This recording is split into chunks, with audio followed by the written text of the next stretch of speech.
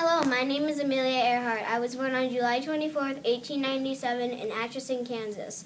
I liked all kinds of different sports and games. I also was a big tomboy. I loved to play outside and liked to hunt.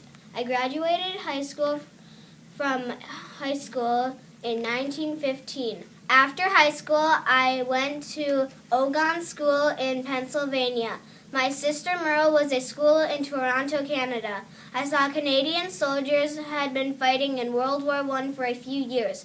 I wanted to help. So I quit and became a nurse in 1918. I worked 10-hour days in a military hospital. I am famous because I was the first woman pilot to fly across the Atlantic. I paid $1 for my first airplane ride.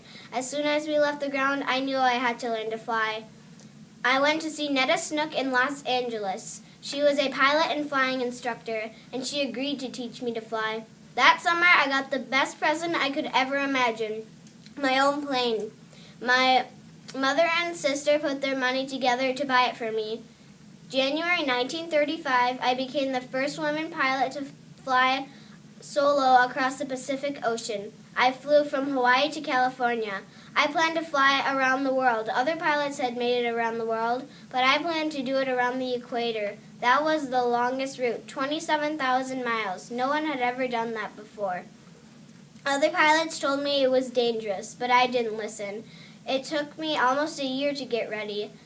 I needed a bigger, more modern plane. I chose a Lockheed Electra. The Electra was huge. It was 55 feet from wingtop to wingtop, and it had 2 engines. It could fly up to 4,000 miles without refueling. My plane was ready on July 24th, 1936. It took off on June 1st, 1937. I started at Miami, Florida. My navigator was Fred Noonan. After traveling 22,000 miles, we had only 2 more stops to make before reaching Howland Island.